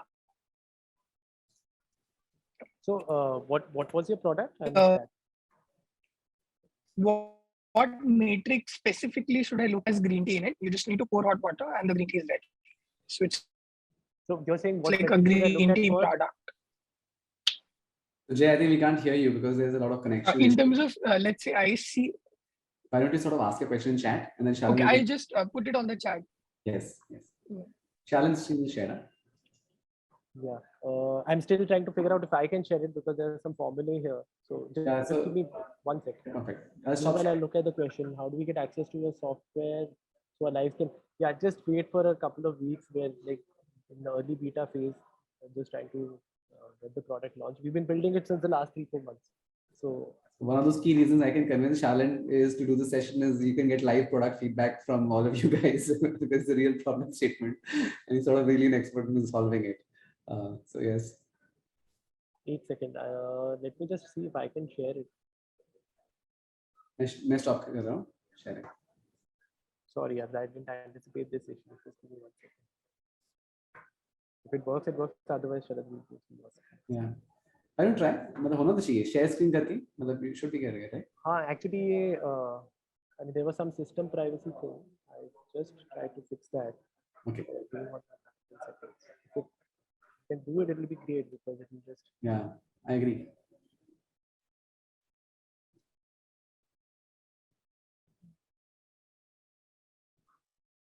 Yes, I'm not able to authenticate. Okay, we'll go ahead with your screen. My sharing, yeah? Yeah. So, while Sharad presents, the first tab is essentially what I've called L0 metrics. So, Mike, Shalin, Mike up. Yeah, sorry. Again, links back to the question Soumya was asking, which is if I had to track just a few things, then what are the most critical things that I should be tracking, right? So just to go back again and link this with our example, we said revenue was down 10%. So now that I have this tracker created, it gives me a quick sense of, most of the degrowth being actually from orders. 8% of the degrowth is all orders and 2% is actually slippage in average order value. Now, again, in orders, you might have multiple channels like web, mWeb, app, marketplace, etc. Right? So even if you're looking at your business holistically, you might just want to break it down in this way and see actually where was the revenue slippage. On the average order value front, I've seen a 2% slippage. Now, the good news and bad news. The good news is that it seems that the low ticket size items seem to be working well because 12% of my order mix was low ticket values. Now it's gone to 4%. So that's a 17% increase. But the bad news is that, on the higher ticket size, I've now then seen a slippage. So this now, if someone were forming the hypothesis that, okay, probably, low ticket orders have gone up, then the quick way to validate that would be through just having a view like this. And so that will explain partly the loss that you've seen on the average order value size. You can obviously change these price points based on your business type. I've just taken some directional ones. So if we scroll down now to the traffic and conversion piece. So this is basically traffic on your website and conversion on your website. And you can again have a channel view at it. So for example, one of the things that we did not cover in our 50 you're not audible. No, we can hear you, Shalin. It's okay. I think. Okay. Yeah. All right. If needed, I'll go on video mute. But yeah, continuing. One of the things we didn't cover was basically web and mWeb breakdown, because when you've created a website, a lot of them might actually be looking at your mWeb product, simply purchasing on the mobile. And so differentiating that is also very critical. So now, and also your ad campaigns are also unique to web and unique to mWeb. I mean, they can potentially be, if you want to create web specific ones or mWeb specific ones, you can potentially do that. So that's another lens that you should constantly keep in mind, because when we think of website, we just assume that most people are purchasing from desktop or just from mobile. This is our category. And likewise, the product funnel is hugely different for web versus mWeb. Even in Zomato's case, I had seen that, we had a very significant difference on mWeb. In our case, mWeb was obviously a better performer because you would have location that would be picked up automatically. And that itself led to some better conversion. But you should track the funnel conversion basis the type of channel that you have as well. So if you just had to have a very high level zoomed out view of your business, maybe this could be a very straightforward starting point. I think all of us would have enough time to at least set this first level view up. So with that, we can then go. mWeb means, yeah, I mean, if someone know, mWeb means not mobile app. mWeb means if I, open flipkart.com on my mobile phone. So that's called mobile website. And again, mobile websites also have different versions. Like you have progressive web app, which is like the most, which is the best in class version of a mobile website. So there are different gradients within mobile website as well. You might have page speed issues on mobile website. Like for example, if you're putting a lot of images on your, a lot of unoptimized high-res images on your MWeb, it's possible that in India with patchy networks, you might see very high bounce rates. So you might want a custom M site or mobile website versus the desktop website that you have. And this can just become a quick signal for that. Yeah, now I think Sharad, we can move to the user mix section. So all of this, by the way, just borrows from the previous session on the previous part of the session on growth dictionary, but just makes it a bit more real by putting it into a playable template. So again, on the user mix side, going back to the case, we said, there's an 8% dip in orders. So this now gives me a sense of 6% drop in users and 2% drop in frequency. So the 2% drop in frequency I'll ignore because that's going to be a little tricky to explain frequency, but the user one, I can straight away from the sheet see that it's a bit obvious that intuitively I thought it might be a new user issue, but actually it's a repeat user issue. In fact, in this business, if you have a look at it, there's a huge dependency on new users, but it's not the new user number that, so 83% of my business actually comes from new users. And about 17% or thereabouts comes from my repeat users. Now, in this particular instance, you saw that the repeat user dropped significantly. So now then you can start forming a hypothesis and start looking at cohorts to basically see, okay, why did I see such a drop in repeat users? And then you might probably find out that, okay, 3 months back, maybe I did a marketing campaign where I hugely discounted, gave a huge discount. Now that, or maybe I ran an ad on a lower quality channel, hypothetically, let's say like a TikTok equivalent, and that brought in some traffic and conversion, but that conversion came mainly because of products being on discount. It was a very poor quality user base, and then that led to subsequent drop off in the next month. And one example I think everyone needs to relate to is like Cred. Cred as a channel in terms of acquiring users by discounting. If you don't end up getting repeat, that's one of those things that you might associate with. Yeah, someone has a question whether this will be shared.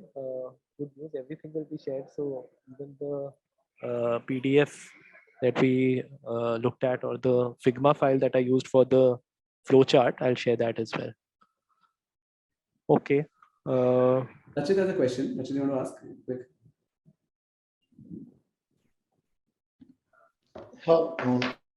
Hi, I'm audible? Yeah. Yeah. So Shalin, I would want to understand this repeat users in Feb and Jan. So you are comparing repeat users of Feb as compared to Jan. When you say repeat users, what time frame you are referring to here?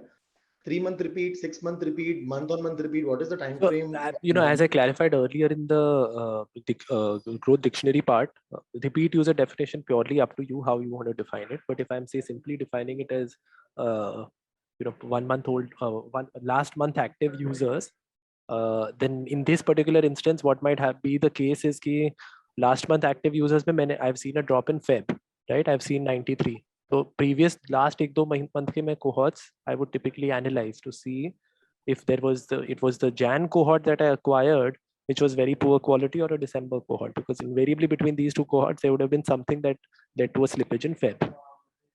If your category has like users repeating once in 2 months, then the Feb number will be influenced by the December guys who came in. If your category has generally a month-on-month behavior, then it might be the Jan users that you got who subsequently didn't show up in December. If your category has like 6 months, users typically transact once in 6 months, then you will have to compare Feb with maybe the folks that you got 6 months back, and Jan with it 6 months back, and then compare. Okay, fine. And one more thing, so if we notice a drop in say sessions, okay, so let's say traffic is reduced. How do we go about, breaking it down on Amazon? Because do you have any idea of doing it? If you run click to Amazon ads, I mean, if your ads are pointing to Amazon, then I would go and investigate the ads on Amazon. Or if you have SEO leading to Amazon, I would investigate those two.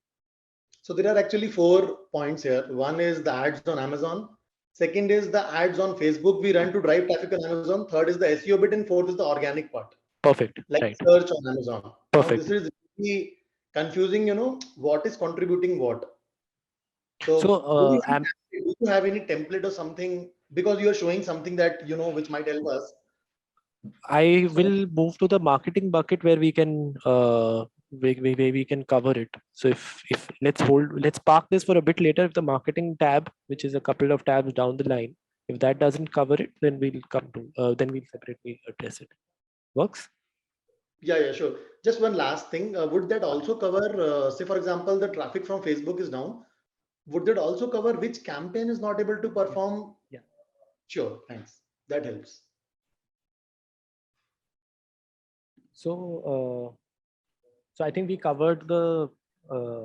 I mean, from this first table 3, basically we were able to gather that repeat users are down. Now the next one is basically breaking the repeat users down into like a so that's table 4. So table 4 is essentially breaking it down into. Shalin, I had a question on the frequency average. So I'm just wondering, I mean, how have we calculated the frequency for new users? I mean, how does that work? Sure. So I'll give you an example from here. So new user frequency is okay. I had say in the month of May 100 new users. So these were users who transacted for the very first time on the platform. Throughout the month, the total number of orders I generated from them were 110. Okay. So then my new user frequency is 1.1. Okay. And repeat users, I might have had 50 repeat users, and those 50 transacted 70 times. So 70 by 5 to 1.4, roughly that would be. So the reason I've sort of demarcated is because at least in our in Zomato, and it could be true for other D2C businesses as well, huge difference in new user versus repeat user frequency. Typically new user frequency for Zomato was about 1.5. So which meant that if I tried the platform this month, I'm likely to transact 1.5 times if I'm a new user. But if I was a repeat user, it was about 3.5 to 4.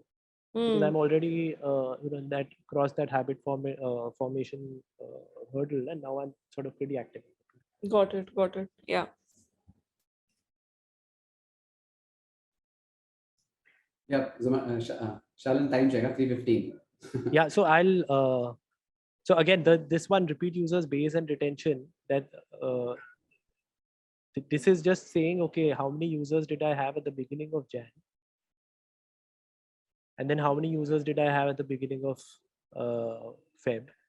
And then comparing the retentions, and I see that most of the repeat user degrowth can be explained by the drop in retention levels.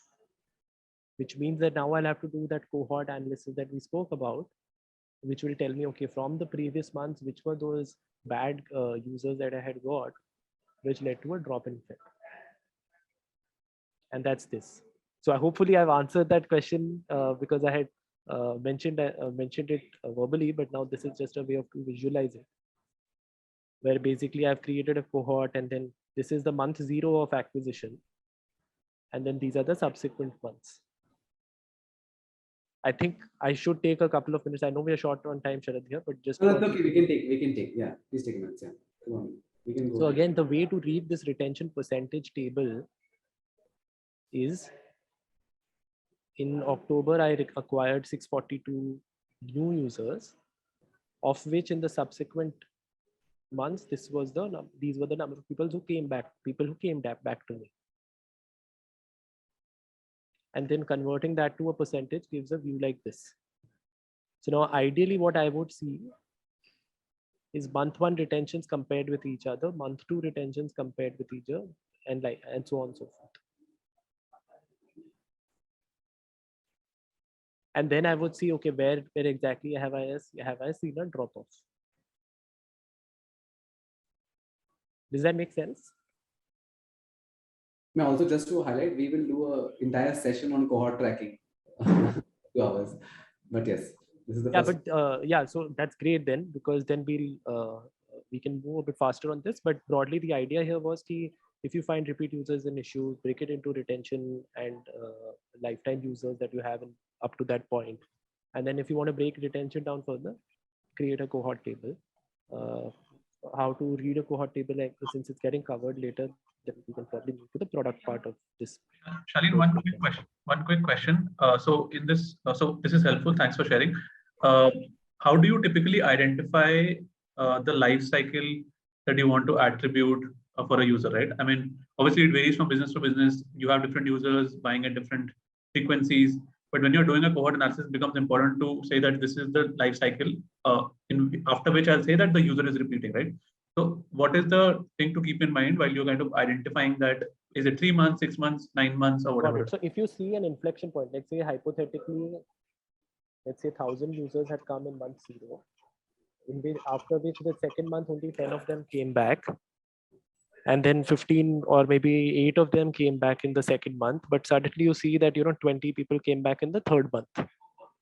So my retention percentage in third month is actually, so this is a smile curve, which is called a smile curve. So initially, pehle 2 mahine, okay, I bought, say, maybe something functional, like I bought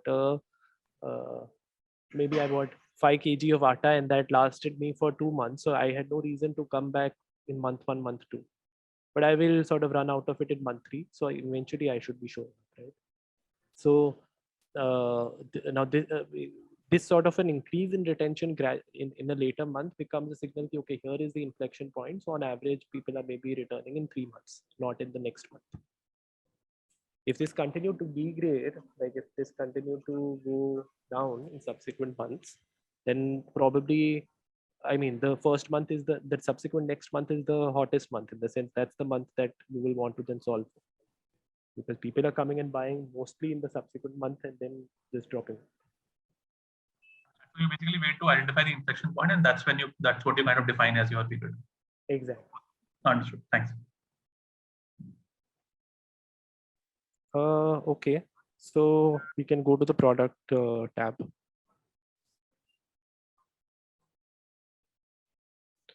So on the product tab, as we had discussed, and someone had mentioned, can I sort of again break that down further one step back? So you would have traffic from multiple sources. I've just broadly listed the 4-5 sources that you might have traffic from. And you can use GA for attribution and figure out what traffic you got was organic, what traffic you got was from, say, Facebook, Google, and other paid tools, what traffic you got from social. So these are broadly the buckets. You might have some affiliate marketing you're doing or your agency is doing. Then you might want to ask them, okay, what's the traffic that they're bringing? And typically what will happen is that the conversion percentages basis the type of source are going to be very, very different. So someone who's landed on your website organically likely to have a higher conversion percentage purely because the intent is higher. Someone maybe coming through affiliates might have just been sort of, it might just have been a click bait that was done to get the click generated from them so that the user came onto your website, and then subsequently the user dropped off. So having that knowledge is helpful to then go back to your marketing agency and say, hey, you're spending a bunch of my money on affiliate marketing, what really is it bringing on the conversion side? At a high level, you can also use this to just identify where your deviations in conversion. So for example, in this particular example, your social traffic is down. So someone had mentioned as a reason, I'm not as engaged on social. Sure, but is that actually leading to a drop in social attributed traffic? In this case, it is. So then, okay, you would say, okay, that's a fair hypothesis. And in this case, your paid traffic conversion is lower. So what might be happening is you try to change the channel mix. You were doing Google and Facebook ads. You did say Google and Trell, or you did Google and some third-party affiliate, or not an affiliate, but some other. You did Google and Snapchat, for example. So then that will show you, okay, what is the quality of the conversion I'm getting based on the new marketing mix that I have. Paid marketing mix. Make sense? Okay, I'll keep going. Next is on the product. Are we on the product funnel one? Yeah, we can go. We can go lower, Sharad. Sorry, yeah. So product funnel is breaking the same thing down, but more detailed view of your own website, website or mobile website, right? So as I said, we should break it down into how many people went from a home page to product to cart, so on and so forth. And all of the hypotheses that we wrote earlier will help you to sort of, those hypotheses can actually be validated if you have a view like this. Because otherwise you will be sort of just hypothesizing without data. Like for example, we said UPI time, UPI was slow or UPI had a latency. Okay, but did your conversion actually reduce because of lower cart to order conversion? Or is it that actually even before people came to art, the funnel prior to that was breaking? So those are the things to keep in mind as you build these hypotheses and want to validate them.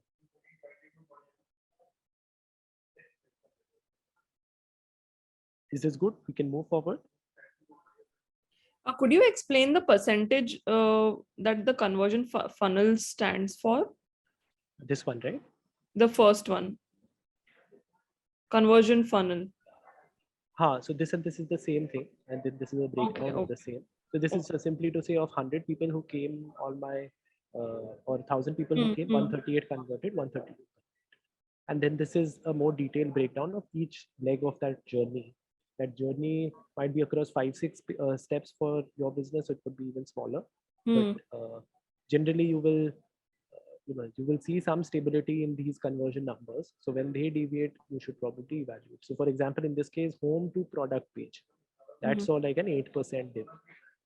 So now that could mean that maybe I added, so an example here is maybe you added some banner or some tile, which you thought was great because you thought कि यार इससे तो मेरी information बढ़ रही है page की, या something new is being announced, but in reality it might actually have led to a drop off. We had to do a lot of experiments in Zomato just for this, because whether we should have horizontal scrolling or vertical scrolling, how big should the tiles be? Should there be 3 tiles in the first view, or should there be just one large single tile in the first view? And then we would compare, okay, what's the next? Is the user then taking the next step as much, or is the user not then taking the step? Because we think that they should, but actually data is then proving less is more, for example.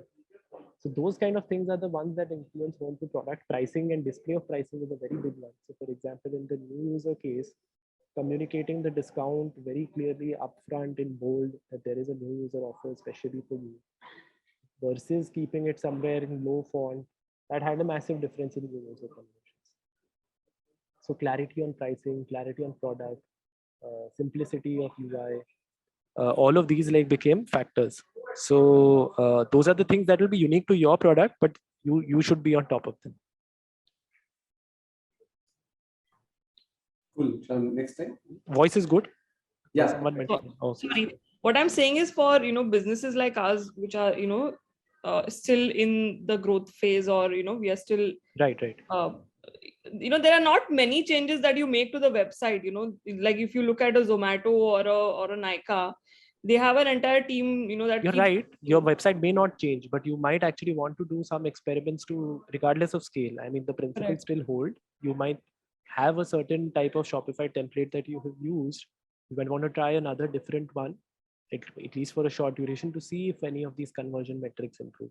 Because trust me, like very, very small changes do lead to final changes in conversion, regardless of the scale of the brand.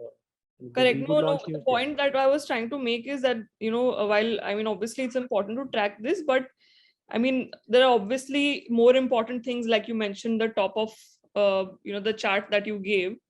I'm not so sure, because intuitively we think कि ज़्यादा traffic लाना चाहिए, but कोई अगर दुकान पे आ चुका है तो isn't it more important कि उसे दुकान से checkout पे ले जाओ? Like if you ask a business owner offline also, he'll be like जो दुकान में आया पहले तो मैं उसकी सेवा करूँगा. So it's somewhat like that. Yeah, also I think jump in key to just also tracking this is critical, because let's say if your payment gateway stops like fails, right, and you don't know really why this orders are falling, or some page is really not loading for you. No, what I was trying to say is that tracking it not as frequently as you do the other metric, like probably not like on a daily or a weekly basis, but probably I think weekly is bare minimum, because you will not know, but there will be there might be some latency issues that have crept in, or there is some reshuffling of your SKUs that happened, where some SKU went above, some SKU went below. Correct. Yeah. Because you might be handling it dynamically on the backend basis, supply availability. So those things will have an influence. So at least weekly, just to make sure. See, if it doesn't change, it doesn't change. It's all right. Or if it's getting better, it's getting better. But there will be instances where it will change even at an early. True. I think that really makes sense. Yeah, Shalin, so we are D2C into our own mobile app we are actually using, and we are using More Engage as a CRM tool, and branch also using. So I hope these mentioned data we can be able to capture through these two tools. Ran, so you will be able to find attribution, and then that attribution will help you break down the quality of traffic and conversion. Yes. See, a Clever Tap will also, sorry, you said Mo Engage. Yeah, Mo Engage will also capture that data. So you can use Mo Engage as well. You will have to add the events in Mo Engage though. Like, for example, you will have to add, okay, home to product page, product to, cart page, etc. Those events, once you add, you will be able to track them on Mo Engage as well. Okay, okay. Shalin, there's a question from Sneha. Yeah. Yeah, he's Sneha. Hi, Shalin. What's a good checkout to checkout to purchase drop-off rate? So again, it will vary very significantly basis your category. So if it was a high ticket item, like say a 10,000 rupee bag. In fact, I'm the opposite. So I have a 500 average value order value. Its average product value is 500 rupees. It's a kid's innerwear. Got it. Right. Sorry, you mentioned earlier. Yeah. So I mean, I can share benchmarks from Zomato just as a high consumer brand, but I would still say it may not apply. But broadly 40 to 50% conversion once someone had finally created a cart, and about 90% conversion once someone had added the payment method. Even there, after payment method, like people would find it slow or buggy, etc. So net it would end up being about 40-45%. Okay, so what we've been noticing in the past few And months. not sharing any confidential data here. I just need to clarify that. Yeah. Sure. What we've been noticing is this rate has been increasing for some reason, checkout to purchase drop-off for us in the past few months. And we're just wondering why, what could be the possible reasons? So I can help you with 2-3 of them that we had solved for. The first one was basically the way you display your pricing, right? So for example, within that, you might want to test whether 100 rupees plus GST plus delivery or all of it bundled together, and then the user clicks info to figure out whether figure out the components.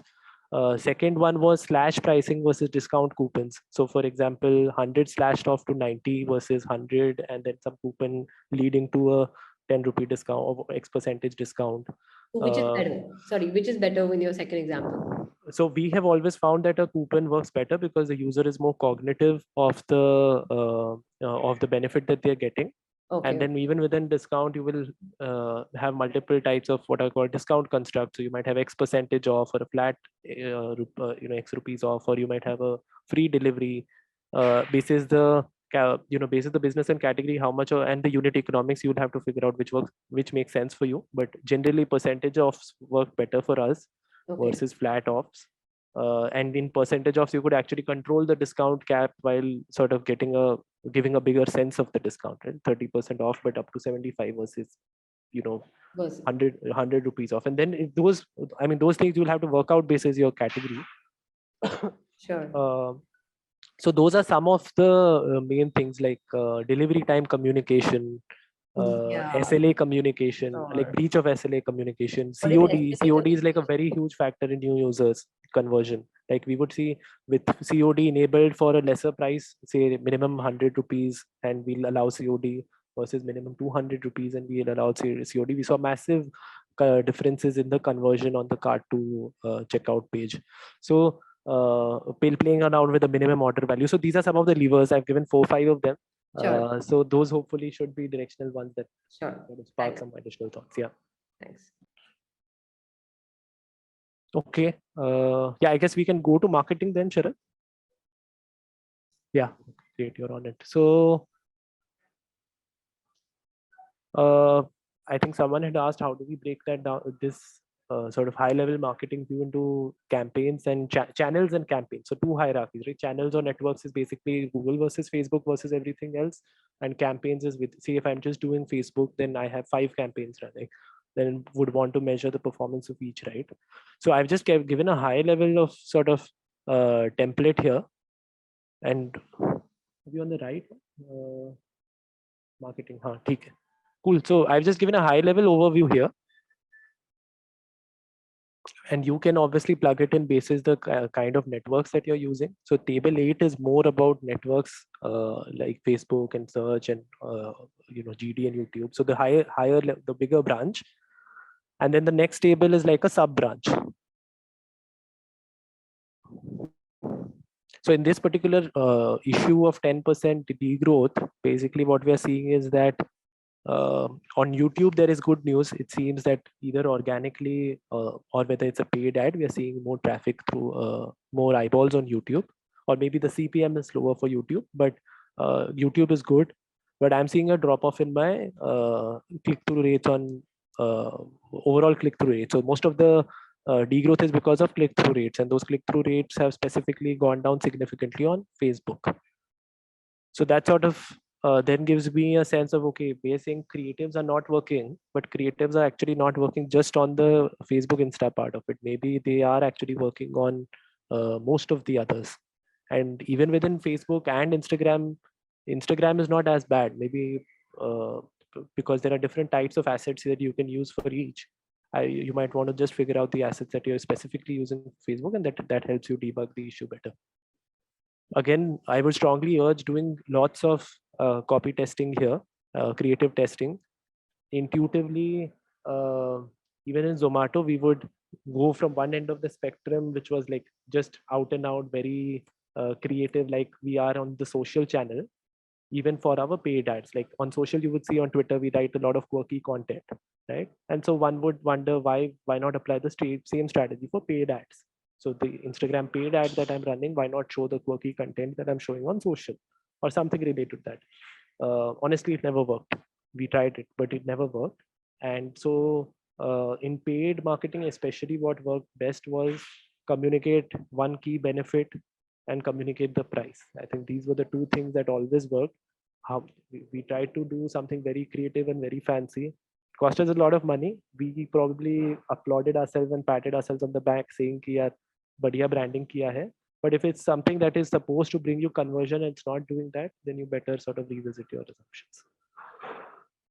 So in our case, simple biryani with like at 149 and a great looking biryani was generally good enough.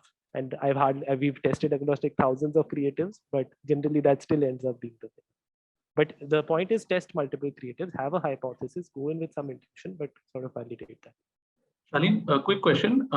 Post the iOS changes in Facebook, have you seen any differences in attribution, and what are some of the things that you've seen kind of helping in better attribution to campaigns, etc.? So I guess the biggest impact Facebook has, I mean, first of all, iOS users in India are less. So that's so far good news, because Google has not really announced anything on the privacy front. So as much as there's a lot of noise in the US about iOS 14, in India, the impact is slightly less subdued. Even within that, typically the impact is generally either on repeat user re-engagement, because you don't have, you don't have the IDFA device IDs, or it is on abandonment related sort of follow-ups, right? So if someone added to cart but dropped off and now I want to chase him back, now if I don't have the device ID, then that becomes an issue. So those are the two main fronts where you can face an issue. So if you're deeply into iOS users, and within that, if your business is very critically dependent on either repeat users on chasing abandoned users who have abandoned you at any point in the funnel, then those are the two cases where I would see a deeper impact. In Mato's case, there wasn't a huge dependency on either of these two, plus abandonment related problem was solved because we would use notifications or emails to chase the users back. Plus we had a very short window, like you have to convince a user to order food in an hour if they want to, otherwise they'll sort of forget you and figure out a solution. So following up and abandonment is a big use case in high ticket purchase items. Like if I'm say planning travel and if I'm looking at a location, then Make My Trip will generally follow up with me multiple times because they'll know the purchase decision is long. If the purchase decision is short, again, I would see that there would be lesser impact. Lastly, lesser impact if you're hedged more on the Google side versus Facebook, and if Facebook is not very, very core to your offering. Facebook ads. Okay. Okay. Yeah, so table 9 is just a breakdown at a campaign level, and then we can move to, so table 10 is basically looking at the same thing but from a CPM point of view. So the previous one was more on how my ads performed in terms of click-through rate. The second one is how expensive is the inventory from a cost per impression point of view. And so having a handle on both is critical. Sometimes your ads might be good, but as someone mentioned that it's an issue of inflated CPMs. CPMs are inflated because of IPL season. again, you might want to validate it. It might be possible that despite IPL for your category or in general, CPMs have not really fluctuated very significantly. Then again, you will want to find other reasons why your campaigns have performed more poorly. Right, and the last bit is basically user growth accounting. थोड़ा सा इस पे zoom कर दोगे क्या, Sharat? I think you can just focus on that. Shalin, quick question. So in the source you mentioned only Facebook and like Facebook/Google Ads and Google Analytics. Are these the only two sources you use? And the reason I'm asking is because Shopify would obviously be one other, or whatever you have created you created a website with. And if you've created it from scratch, then you would likely have a database as well. So probably something like a MySQL or Postgres or other such databases which sort of hold your internal data. Those would be the additional data sources. Okay, the reason I was asking was because, I mean, if you send a user to a different landing page, let's say a collection page, and then they go to a product page and eventually purchase, the UTM would get lost, right? Because you are sending it to the collection page, and Google Analytics would not be able to track it. Google Analytics would give you aggregate level data. Individual level data you can get through something like Mixpanel. So you should check it out. I'll just drop it on. Mixpanel, I'll just put it on the chat. But it's like one of the common ones used for product analytics. They will have some free versions of it. I think that should help. Okay, I'll take a look at it. Thanks. Yeah, so we were on user growth accounting. Now, the idea behind this section sort of was that when you look at the business performance or your marketing spends, one very high level way to look at it is that here is my CAC and here are my new users, right? Okay, so I have 100 new users and I spent say $100 against them. So $1 is my CAC. But generally it is better to have a decoupled view basis, basis the performance marketing and the discount marketing, right? So of $100, you might have spent say $60-70 on performance marketing, which is ads on different platforms, and you might have spent some amounts on discounts, say $30 for discounting, giving discounts or incentives to new users. Now, knowing the CAC for each of these is super helpful separately, because then that can give you a sense of, is it better that I spend $100 on discounts, or is it better that I spend $100 purely on ads? And I know that some of us may also hesitate to have any sort of an incentive, saying that it dilutes the brand. It's a fair thought, but I would again urge you all to validate it by doing some tests on the pricing and discount side. Because yes, if you very steeply discount your product at 70-80%, etc., you will surely see that the subsequent retentions are going to be low for those cohorts.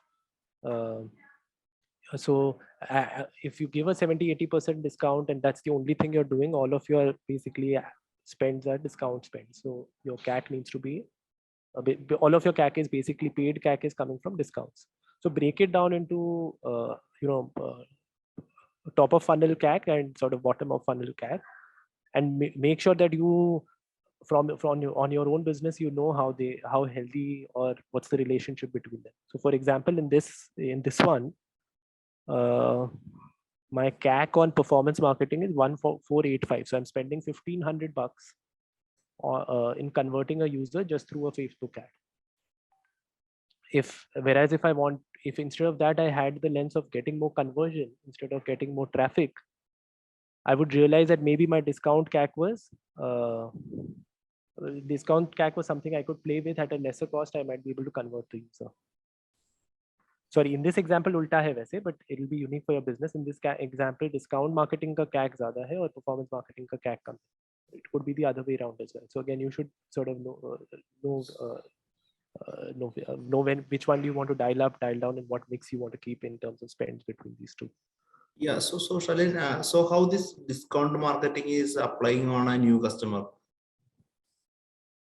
How is discount marketing applying on a new customer? Discount marketing is basically your the way to think about it is if I had the way to think about it is if I had no discounts, some users would still convert.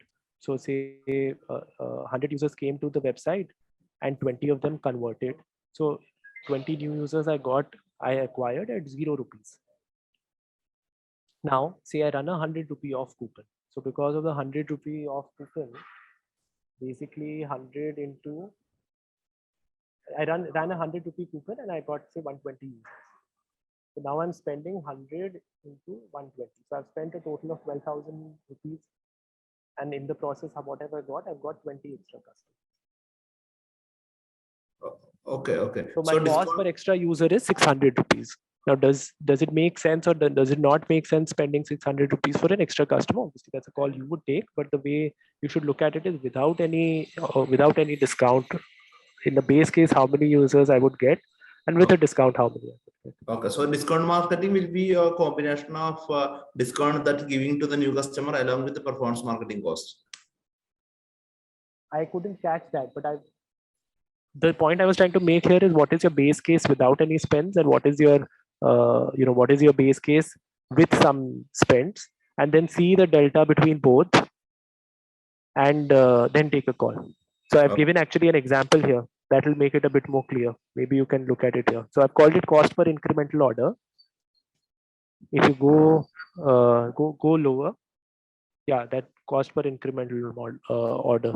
So because we're short of time, but we've covered it in the table. So with discounts, without discounts, and how much extra I got, and therefore my cost per incremental order. This will give a sense of my efficiency of marketing sense.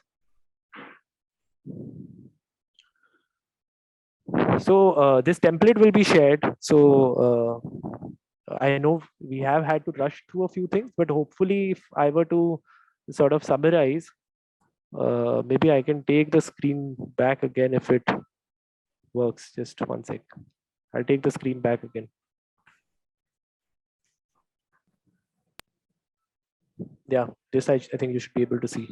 Yeah, we can. Perfect.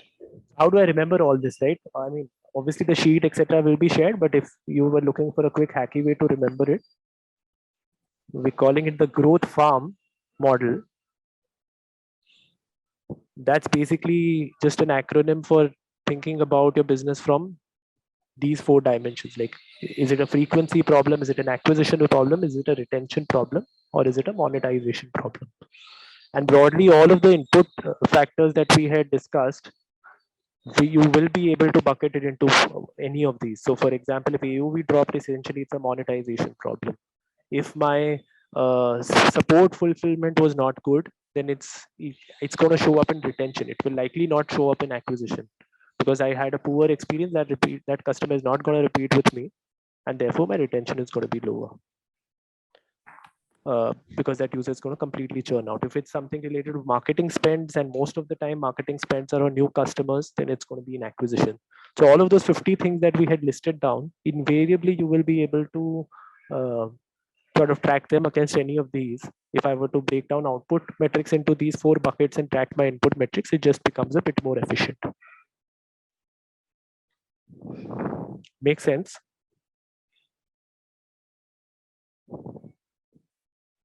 Yes, I just want to make sure everyone, anyways, you will get those videos and these slides to sort of watch again. But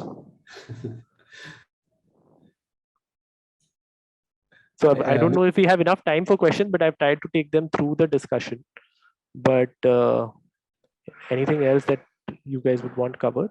Any last question anyone wants to raise, or we're good? I know there's a lot to capture in this session, but I want to sort of check in.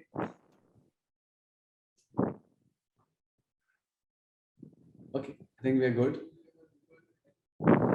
All right, so I think a couple of folks had DM'd me on my contact. So what I'll do is I'll just drop in my LinkedIn here and my WhatsApp, so that it's easier for you all to connect for any specific.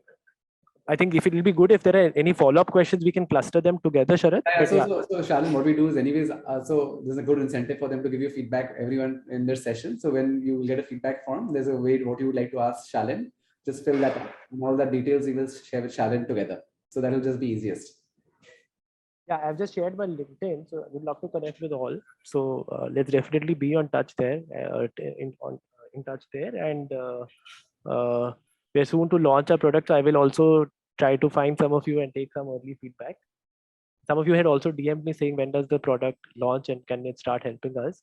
So just do drop in a LinkedIn to me and we'll set something up that we can take forward. Okay, perfect. So two things I just want to summarize. Thank you, Shalin, for doing this. Whenever we do this session, Shalin, we never have enough time. And that is because he's such an expert in covering such a very advanced and deep topic. And to be honest, we've been iterating and working on it to making it simpler every time. And I feel this time we did a great job in sort of delivering a lot of those insights. Anyways, you'll get those slides, you'll get those videos, you'll get those worksheets. But the sort of 2-3 things I want to highlight is, I hope after the session, right, we sort of break them down and understood what are those key input factors which are sort of driving in our business. Growth is all learned by experimentation. But before experimentation, you should be able to track whatever experiments you're running to see if they ended up returning something for you or not. I also want to highlight Shalin is an expert in masterclass in like sort of pricing and discounting. Whenever I talked to him, he said I could do a separate session on that. But like because they've done hundreds of experiments on Zomato in terms of like should I do slash-based discounting, should I do rupees-based discounting, should I do percentage-based discounting, and today's sort of session really showed that. So on that note, Shalin, thank you so much for doing this. I want to sort of play a little background music. I know we're kind of on board, but everyone unmute yourself, turn on your videos, and it's our way of saying thanks to Shalin again. Shalin, you can join us. Put our hands together. Videos on, unmuted, yeah. Ready? 3, 2, 1. 14, everyone.